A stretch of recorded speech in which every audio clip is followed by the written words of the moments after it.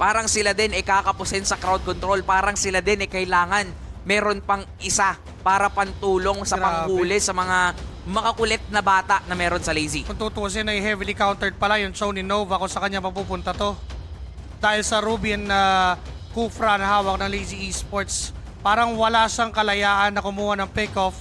Pero ano ang magic bunot ni Coach Paulo Expert? Minsitar it is. Mali ka man sa role pero Minsitar pa rin yung gagamitin nila dito. XP Minsitar for Ferds. Ang dami niyang maka-counter sa totoo lang. Diba? Pati yung Ruby. Pati yung Ruby. Pati nga yung Zushin eh. Yung ulti ng Jushin. Yung ulti ng Zushin. And now, makikita natin dito kung sino ang magagamit ng kanilang heroes. This is a really crucial para sa best of 7 series. Game number 5. Para dito sa dalawang kuponan. At nakakita na tayo dito ng mga pocket picks, ng mga bunot picks na pinopoint out ni Joshi Cakes. At talagang galawan na lang para sa kaharian at para sa Lazy Esports. Simulan na natin ang game number 5 para sa match point. Ito na yung pinakamahalagang game sa best of 7. Yung Counterplays na ginagawa nitong dalawang to, but definitely yung pokes coming in here from Lazy. Ex-Nova. Nararamdaman ni Nova. Hindi siya makapag-shunpo, Ay! hindi siya makadash. First blood secured by KK. yung turtle, may talon, flicker pang kasama. Nandyan yung King Smalling, papaalisin. Nandyan din naman si Dermot, Don't Run Wolf King. Pero Take retribution kay Kelvin! Mapupunta yung turtle. Nahabol pa sa ni X-Nova with that flicker jet condo. Nakablang ang kailangan para kunin to. Pero si Dera hinahabol pa rin ang kaharian. Apat na miyembro nakatingin sa kanyang natusok na sibat. At hindi nabubuhayin pa, lamang bigla ang RRQ. Ginawang unahan na lang din sa turtle pero wala pa rin. Kailangan kasi kumpleto pero doon pala sa gitna si Kuya Ferds. Siya ang inuuna ngayon ng members ng Lazy Esports sa paggamit ng King Smalling. Biglang nandun yung Yagdar of Doris pero Kelvin with the retribution siya pa rin ang makakakuha ng turtle. Tinulak si Keketat, pinigilan sa pagsa-stretching. Kaya aatras ngayon ang kupunan ng kaharian. Si Ferds ang magiging sakripisyo. Dinadalawa, kuya. Ang dami pero ang gusto lang pala kasi yung Torre. X-Nova, hindi rin naman gagamit na ng kung ano-ano pa kasi kaya lang din namang iwasan at mabuhay sa sitwasyon na yon.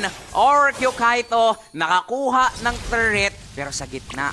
Sa gitna, Smalling! Flicker King Smalling! Wala siyang masibahan pero may sipa doon. Ang kontra mismo kay Der. Si Kapitan ang uunahin. Saman Force mula kay Shizu. Si Siway ang kanyang target. Retribution na lang pero na-reset pa. Kaso nga lang si Kelvin ay naiipit na. Hindi na makadash. Hindi na makaalis. At kukunin pa ni James Punks yung Kel plus na turtle. Pati si Mingguin ay hindi na Kumuha pa ng Torre at ang isusunod yung purple. At parang si Ferds pwede rin yata nilang bigyan. Nandyan din naman si CY. Sige, Ito ang sundot! counter go ng RRQ at mukhang si KK Kumuha ng isa, nakasibat, nakasipa. Si Kapitan Der na naman yata ang mawawala pero buhay pa rin.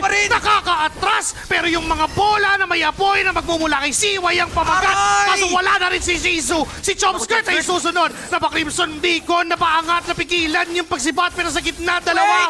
Junkers na naglalaban. At si Kelvin with the electrifying beats para tapusin ang misyon against Chomskirt. Ngayon lamang naman ang kaharian sa naging palitan. Ang pagbawi ng RRQ parang hindi pa tapos sa ngayon. Kasi even yung babae gusto nila Si pero CY! pinatahian na nga. Nayakap! Xbox yumakap pa sa dalawa.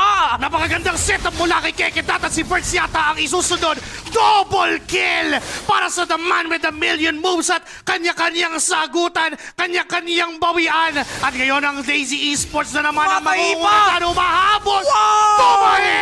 Ito ang rason kung... Iyan sila ng kaharian ng RRQ pero ito na naman yung mga sapakan. Humatak na si Der. Nandyan pa rin naman yung possible King's Calling at di na makakatakas si Der sa loob pero malalakarin lang palayo. Zaman Force, nasibat, mukhang nahuli si Shizu at unti lang yung buhay niyang matitira pero nandun pa yung tura ng Nightmarics for the dominator sa set. Pero si Kelvin na meron pang ginagawang paghabol kay Keketat. Yung Lord, kaunti na lang, may sipang madadas and it's gonna be CY na makakakuha nun and shutdown mula sa kapitan ng Buhay nung Panginoon ng Land of Dawn. Papasok si X-Nova doon sa likod namin na nakakap. Kaso nga lang doon sa may bandang gitna si Chomskirt din ang punteriya ng kaharian. Low on HP, may King's Calling na bitawan. CY is gonna be down. Si James Punks may kasalanan. Pero yung Lord, low, si Kelvin, Hindi na nila pinapalapit. Francis Nova Swell. Kanina Ano yung yung Lord? Lord? Kay Shizu mapupunta. Dalawa X-Nova? kapalit ng isa. Si X-Nova low na rin. Dalawa sa dalawa pero lamang ang Lazy sapagkat kanila yung Wait, Lord. wait, si Mingwin. Pero hindi pa tapos. Ay! Si Mingwin ay nandyan. Sinusubukan na nililiter pero may dominator sa set pa naman. First First down. down. Winter Crown. Hindi na mabubuhay. Yan rin sa shutdown mula sa kapitan sa kapitan. Pero si Kelvin ay Wait pumasok lang. na naman.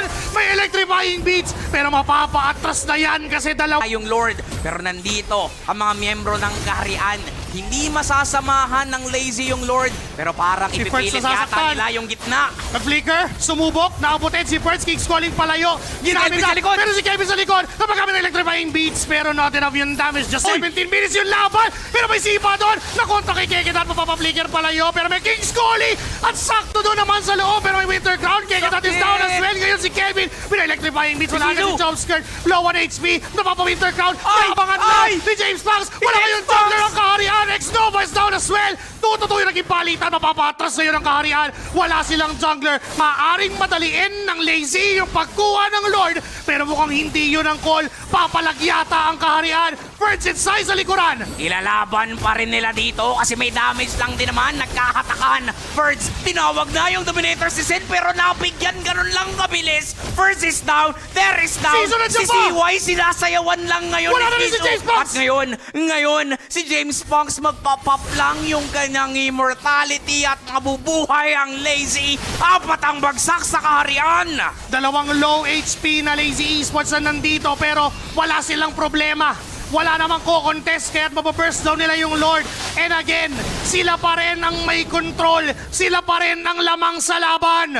Karsa na ang Lazy papasok sa kaharian ng RQ. Makakadepensa pa, nahatang na. Nandun na rin yung Dominator si Zenway. Kicks calling na bibitawan. Aatras ngayon ang Lazy. Di sila papalag dyan. Pero James ang Banks! tamang call ay tahe. Sige tahe, James Banks. James Yung mga Banks! minion moves ay makukuha. Double kill. And we have a match point for Lazy Esports.